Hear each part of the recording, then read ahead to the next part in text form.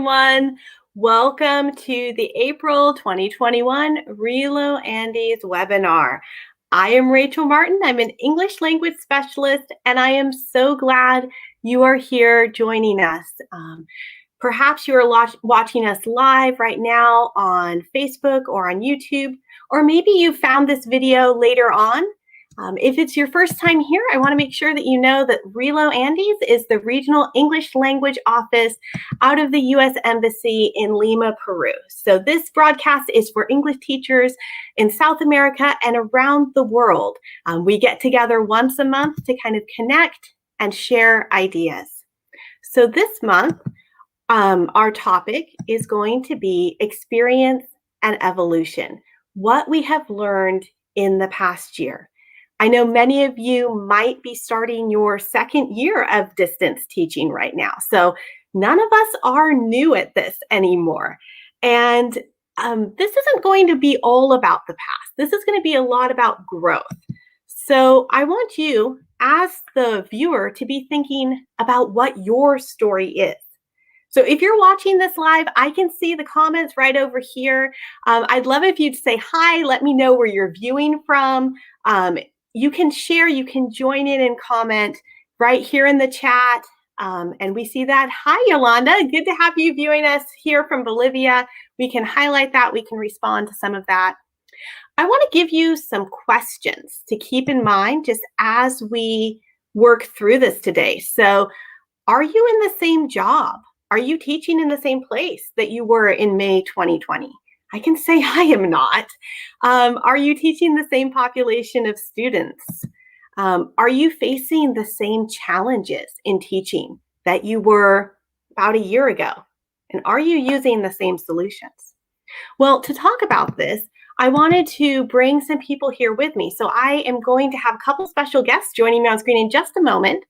But before I introduce them individually, I want to say that all the teachers who are joining me today were presenters at the Re-Evolution Conference, which the Re-Evolution Regional Virtual Conference for English Teachers was something that RELO Andes put on back in October. And so joining me now are 4 of the presenters from that conference, and they're going to share a little bit about some of their top tips for distance teaching and how those tips have changed, how their advice has changed over time. So here on screen, I have Jota Manrique. He is the CEO and founder of Change, which is an educational institution in Arequipa, Peru. Hi, Jota. How are you today?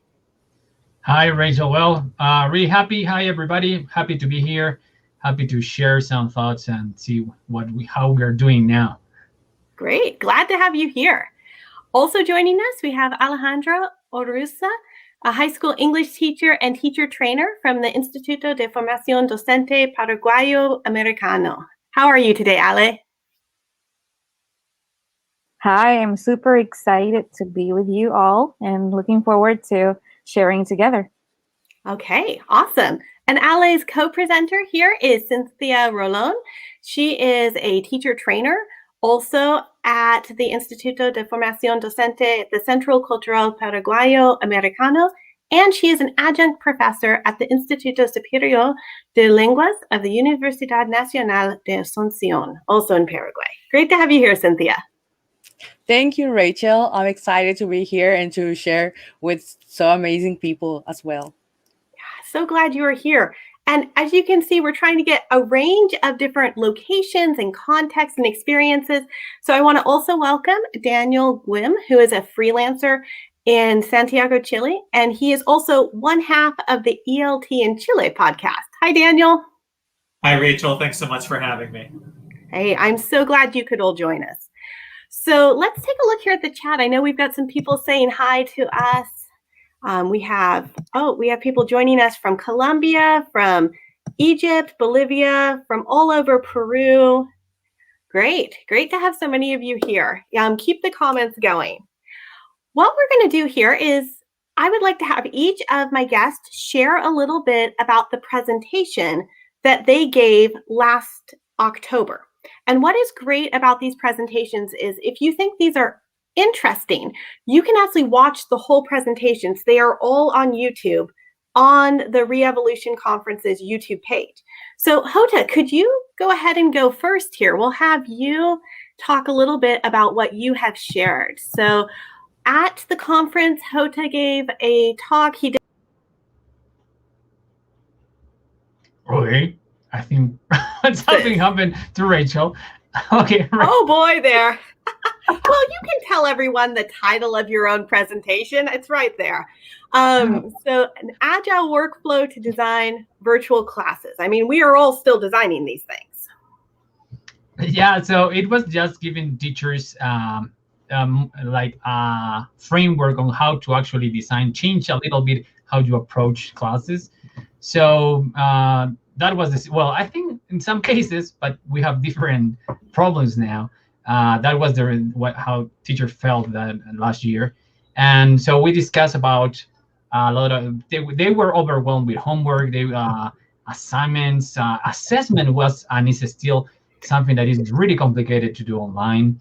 And then it was also the factor that you didn't know if your students were actually doing the work, and then participation. There were teachers with 30 students or more in the class, and then technology was a big issue because not everybody has the same access to technology, internet, or video calls. And then obviously on top of that, it was time. So you have to manage your time, not only on teaching, but your life. Well, we sometimes forget that teachers, we are also humans. we have a family. I've heard that rumor. Yeah, and it's funny that we had to balance teaching, helping our kids in their classes, and some of us were doing studying, like getting a master's. So we had to study, teach, and help with classes, and it was overwhelming. So what we did is we focused not on the technology side at first, but relax a little bit, step back, and focus on what we knew. We know how to teach, we know how to organize our classes, but this time we needed to do it in a different way. So we put different goals, focusing on creating making our students lifelong learners, soft skills, and providing some context. We gave some tips there how to do that. And we share a little bit about our experience at Change and how we have managed to do that. So we focus a lot more on the pedagogical side. And one thing that works a lot, like that is the aim with English Online, is to motivate your students. You have to create that motivation, that intrinsic motivation. When you get to that level, then your classes are easy. Like you can do different kind of things, but the students become autonomous. And what we did is to share the two things that we use to do that. I think it's the other way. Okay. And the first thing was gameful design. Some people know it as gamification. So we talk about a little bit of giving choice, challenge, and relation to students, or being part of a group. And we obviously we went on details how to do that. And the other thing that we shared, and that was the confusing part because it's kind of new, it was the Agile principles. So Agile comes from it comes from software design. So this, if you show this graphic to a software engineer, they will understand, or project managers. But you can actually use those principles to put it in how to you design your class in a different way. The basic idea is you design your class based on your student needs. And to do that, you have some values, you follow that. And that takes a lot of pressure from the teachers in terms of technology. When you start the other way around, when you go into, let's pick the technology first, and then you adapt your teaching method to there, then all the problems appear. Like, I cannot do this, I don't have a laptop, and my internet connection is bad. How do you download those apps? But if you actually consider the students first, what they know, what they have access to, then it changes the game. So that's what we were doing, and we showed them how. We talk about the values, how to do that. And the objective is actually this. If somebody asks you to have a bicycle, and then you end up giving them an electric bike, you may think that is better for him. But if it is a person that lives in the highlands and wants to practice downhill, an electric bike is not going to be useful. So that's why we start with the student needs, what they actually can do. And that is what the presentation was about. We were talking about some specific examples, talking about how to match that with the standards. And you can find a lot of information that it was overwhelming. That picture it was because the teachers were like, oh, too much information. But we provided a very practical example using some material like some of the LMS and this. So that was very useful for them because we actually do it. I think we placed 3 different scenarios, and we the same class, the same topics. How would you address that in a different way depending on what kind of students that you had and what kind of technology they had access to? So that was very helpful because you focus on what you know how to do, like you're experts in teaching, getting to your students, and then you pick the right technology based on their needs. So that was what we were doing. It was fun. Probably we needed more time, but it helped teachers to really get relief from stress. And that was the last slide that we used. But anyways, Well, thank you so much for sharing that, Jota. You are one of the most techie teachers I know, but I really appreciate that you use the technology, in service of learning. It's always has a purpose, and I think this presentation that you gave, which if you want to see more, he spends about an hour explaining all of this. You can watch the full presentation on YouTube. Breaks it down on why we're using technology, not just because it's there, but really to serve great pedagogical reasons. So thank you, Jota. yeah, no problem. So now I want to welcome Ale and Cynthia. They presented together at the Re-Evolution Conference to tell us about teaching in 2020, tools for coping with an emotionally taxing school year. And I know we aren't in 2020 anymore, but this still feels like a very relevant presentation. Hi, indeed, Rachel. I guess that we are still coping because there are different challenges now, right? Definitely. All right. So, Cynthia, would you like to get us started on this? Of course. Well, our presentation was about emotional resilience, and we told people that emotional resilience is the ability to calm your mind and think after finding a negative experience. You go back to a positive place. This motivation is intrinsic, and it's like an inner force that makes us overcome those life's downsides. Then we also gave them some characteristics of an emotionally resilient person. And basically, it's a person that is aware of their thoughts, their emotions, and inner potentials. It's very important to identify them. Also, it's patient, understanding, and also willing to adapt. Adaptation, that is a key word, not just nowadays, but all the time, and regarding many aspects as well. Also, a person that is emotionally resilient is able to create and sustain long-term relationships and is also high on acceptance and forgiveness. And last but not least, an emotionally resilient person is not ashamed to ask for help when they need it the most. I guess that we still need to keep developing emotional resilience even in 2021, and even more for those people who are entering a new world of hybrid classes, going a little bit like through online settings and a little bit on face-to-face settings. But there are reasons that we develop this emotional resilience too, beyond that. Like, for example, it helps students achieve higher academic performance. It's something that helps them develop stronger social skills because they can recover from social conflict, or they can pursue, as we said earlier, healthy relationships that makes them also healthier in that aspect. We manage stress a little bit better when we become emotionally resilient. We also have kids who probably had attendance issues, like we may have had students who probably did not connect so often to our online lessons, or who may have been a little bit more withdrawn in the class. And if they become emotionally resilient, they also become stronger in that aspect, in becoming more participant, like defeating that anxiety of probably activating their cameras in class. They become a little bit better equipped to cope with those things, right?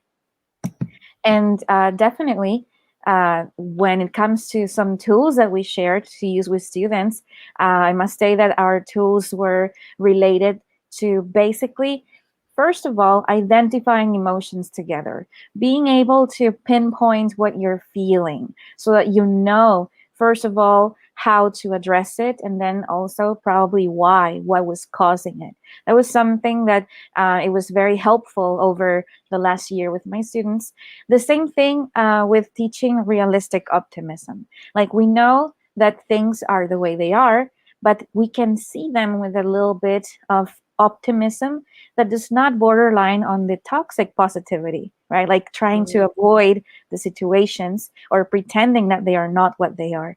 It's just a matter of bringing a little bit of a bright side to situations. And definitely planning intentional disruptions.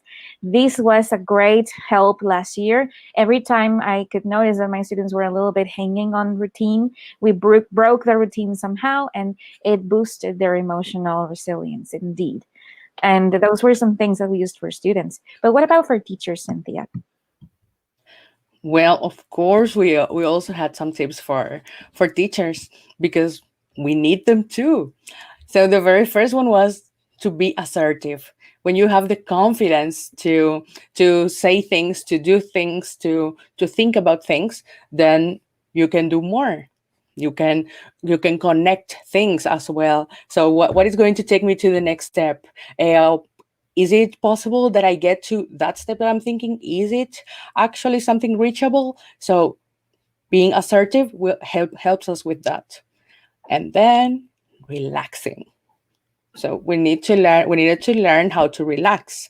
Yes, work is super important, family is important, everything is important, but then also relaxing and also cultivating hobbies at the same time. It's important to keep our minds healthy. Among the hobbies that you could cultivate are not just expensive hobbies that you have to buy things for, but simple things such as reading books, taking pictures of something, or just simple things. And it's not necessary that you think big, but just something that helps you disconnect. Then also, like you can see in the picture, in our lovely elephant, finding a balance. We all have different aspects of life that we need to balance. Our personal lives, which is our family life as well, then our job. Then we also need to have some time to spend it with friends. It's important. Sometimes your friends are your colleagues too.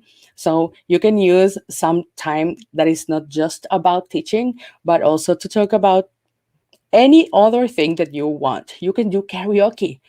So these were some tools that we offer to teachers. Yeah. And then, like, to wrap up, there's a very good quote here by J.R.R. Tolkien that says that darkness must pass, a new day will come, and when the sun shines, it will shine out the clearer. And I guess that we can all find hope, we can all find the promise of a better tomorrow here, and we can keep that going for us, for our students, for our colleagues. Thank you That's so much. such a powerful perspective. Thank you so much, Cynthia and Ale.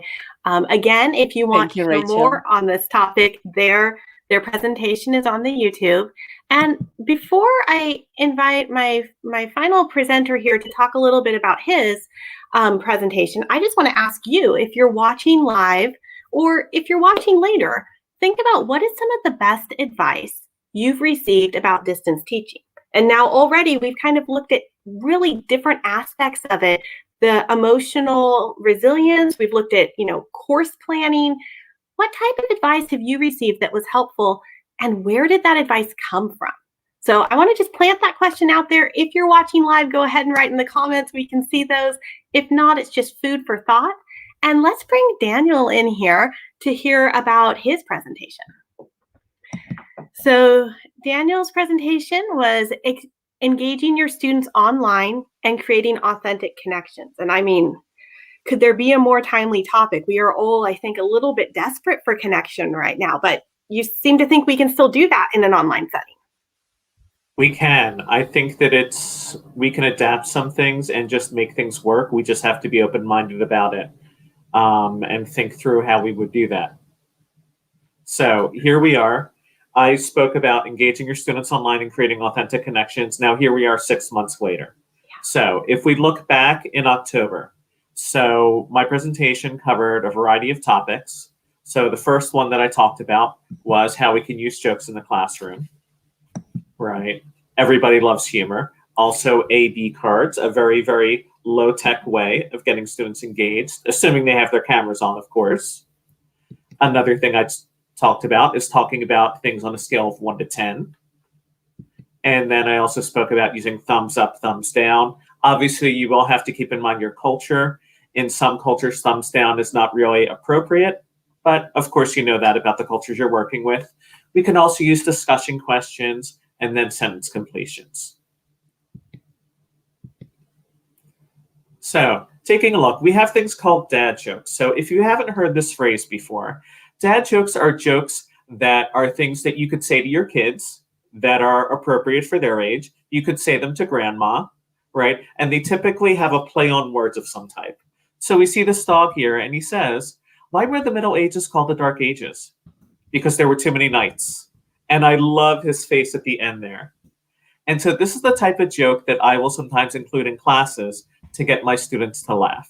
And I think bringing that humor, it helps to create a connection. You know, someone might have another joke to share, or they might have a particularly, strong laugh or strong reaction to a joke. And that helps bring that community together. So another thing we have is these A/B cards. So I could say something like, okay, I'm going to give you I'm going to say 2 sentences. One of them is grammatically correct and one of them isn't. So sentence A, Rachel, don't drink coffee. Sentence B, Rachel doesn't drink coffee. Which one is correct? Show me your card, right? And so students have their cards, which they can very, very easily make at home. And you can do so many things with this. So you could say, do you prefer Coke or do you prefer Pepsi? A for Coke, B for Pepsi. So this has the academic purpose of concept checking, but this also has the purpose of just seeing people's preferences and getting to know each other as people.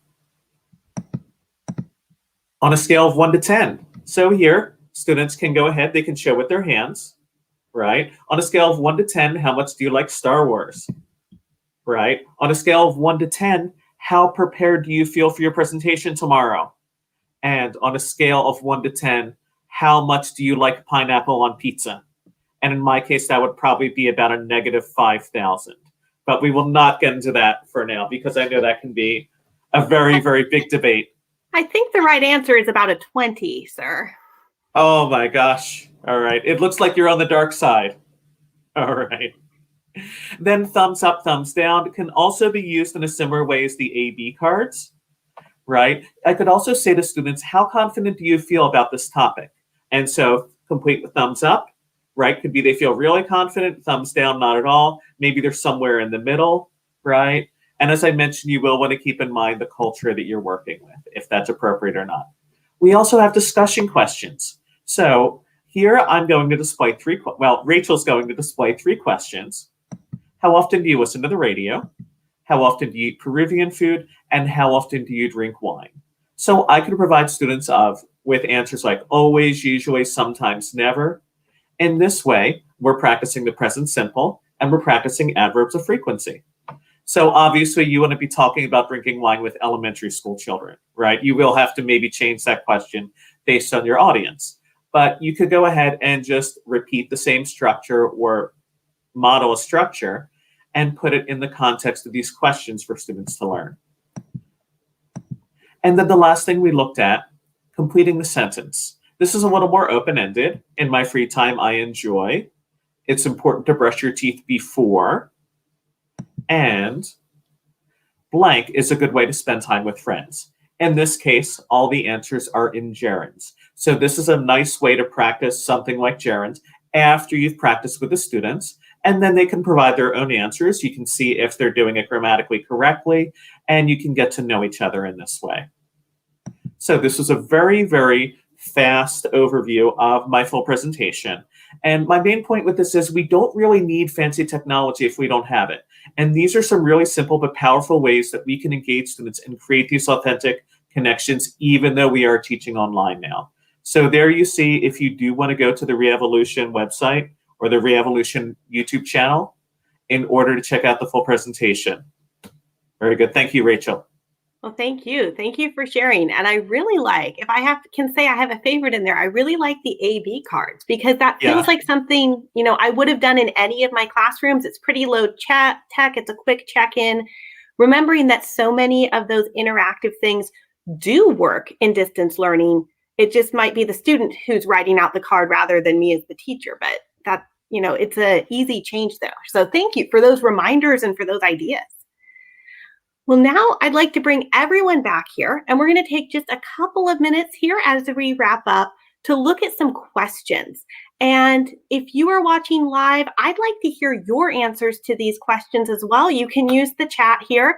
So let me throw the first question out. Looking back at your Reevolution presentation, so if you were to give it again today, how would you change it? What would you add to it? And let's see, maybe Hota, do you want to take that one? Yeah, I wouldn't change it. No, probably I would add more time to it. What I mean is that probably have two separate presentations, part A and part B, and make it more practical. And probably the second part would focus a little bit more on how assessment is done without actually stressing out. And alternative you have when you actually design for a virtual class, for an online class, which is a different thing than face-to-face. So yeah, I would add that. Great. Anyone else have something that's kind of grown in importance or changed since your previous one? Yeah, Daniel. I think in my case, I would add that it's important to get the students also doing the work, making sure that it's not just me planning everything. And I think that our students, they do know how to use a lot of technology. So asking them how the technology could be used in their classes, get them involved with things like Flipgrid and things like that, and get them actually creating things, I think would be something that I would add in. Okay, great. So let's go to our second. Oh, Cynthia, yeah, let's hear. What would you add or change there, Cynthia? Well, I would definitely add more tips for adult students. We focus a little bit on children, and basically adult students also need some practical things. For example, making lists, and show them my own list, how I work, how I keep my workflow going, for example. Great. All right, why don't we bring up the second question here? So really, how is your teaching different now than it was in May of last year? So a year on, a year later, what is different? So in my case, I think that I was working really, really hard to make everything perfect. And I was really, really stressed out, and I wanted to make sure my students were learning. At the same time, I was also teaching children that were very, very young. I was teaching teenagers, university students, and adults. So I realized, you know what, I think I've just got too much on my plate. So what I did was I ended up helping some of my students find new teachers. And then what I also did was I really pride myself on really creating a lot of things for myself and it being very organic in that way. But I realized, you know what, I think I have to try out some of these websites that have things that are already pre-made, and realize, you know what, those things can be really effective. And that is maybe a little bit of a better use of my time. Yeah, Ale. Yes, I actually echo what Daniel just said. I try to simplify now. Everything has to be the simplest that it can be and still be effective. And definitely try to listen to students more. They seem to have a lot to say. And when we're on the clock or when we're running our program, when we're running our lessons, we tend to forget that they still need to be heard and they still need to be, let's say, contained. And I definitely want to overemphasize that I think Jota was mentioning earlier too. It's like the focus is on students, not on the technology or the program or whatever. I think that's important. And can I kind of ask a question? I think I know what you mean, but I want to double check. When you say simplify, you aren't talking about the level of challenge or the difficulty, right? You're just talking about the process for how you're teaching it. It can still be very rigorous, but fairly Exactly. simple in the delivery. Exactly. As Daniel mentioned, I used to do things that probably required lots of props or lots of preparation, but now I achieve the same things, but simplifying the process in which I present them. Okay, fantastic.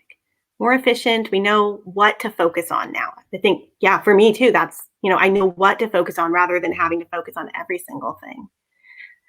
We just have one more question here. Let's see if we can bring up the last question.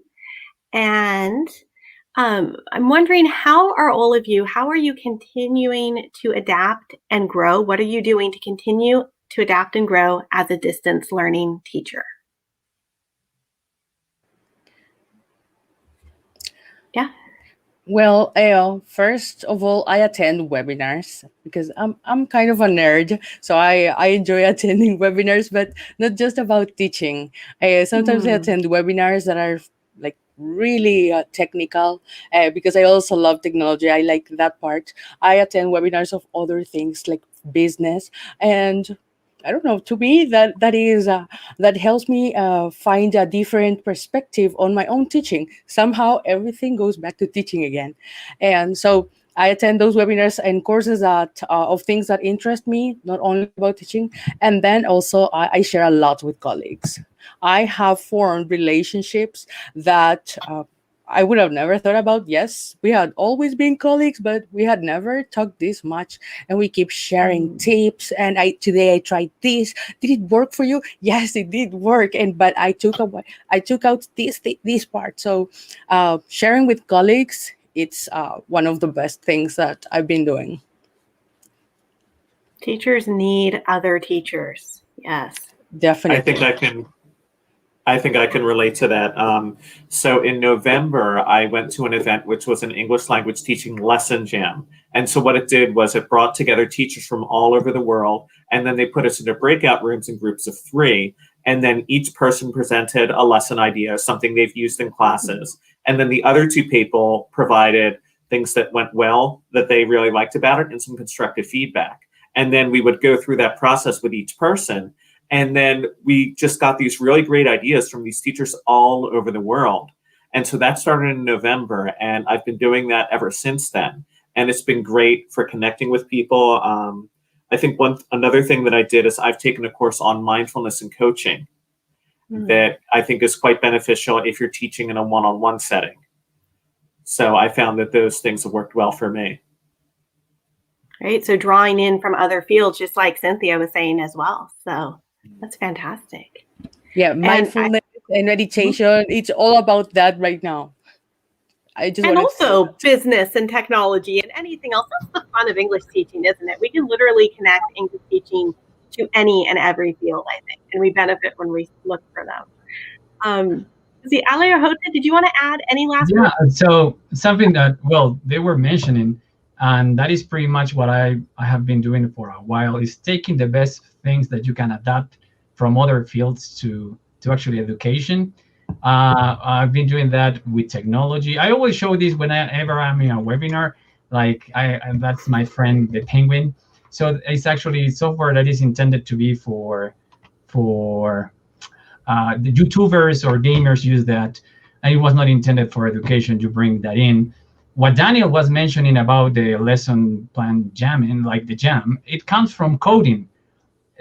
Code jam, it has been there for years, and it works really well because you get feedback. So they are putting it in education. And then honestly, I have draw a lot of things from marketing, business, and things that have been going on for quite a few time in other fields. And the last thing that obviously has become very popular is gamification. We have been using it for a while, but now we are really into it. And we have created a new step-by-step guide on how to gamify your whole class.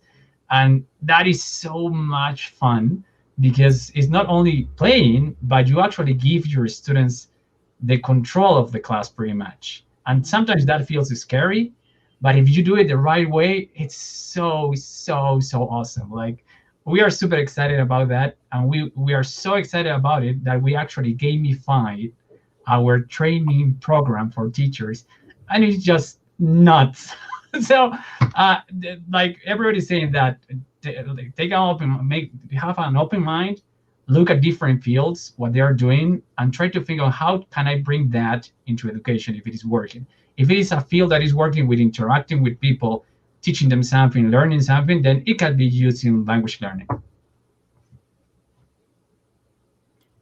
Well, in my case, I must say that what I'm trying to be, what I'm trying to do more lately, it's trying to be ready for the fact that things could change from one day to the other. And that's something that has been, a reality for us in the process of coming back to face-to-face school and stuff. So what I'm trying is I'm getting ahead, I'm being prepared, I'm ready for anything because it would change, and taking it with a positive attitude. Like, yeah, whatever.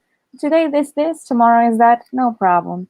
Having the best attitude about it. That's what I'm trying to do. That's a great goal for us all. And that statement, it will change. I think we all know that's true now.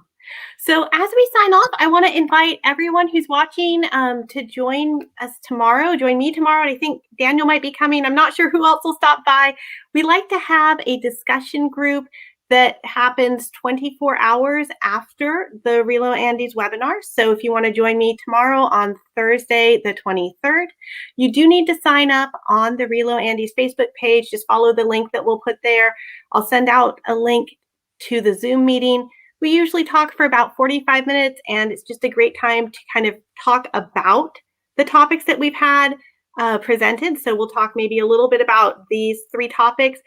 But I would also like to encourage you, if you're going to come to the discussion group, bring some of your best advice. I would love to hear what is working for you. If you were going to be giving a presentation at a conference, which maybe you will be soon, if you were going to give a presentation at a conference, what would you talk about? So on that note, I want to thank everyone who's joined us. I want to thank the presenters for coming back and presenting 6 months later. It's good to see you again. Take care, everyone. Our next RELO Andes webinar will be in May. I believe that is May 20th. Double checking. Yes, Thursday, May 20th. We'll be right back here live on the RELO Andes Facebook page. Looking forward to seeing you all then.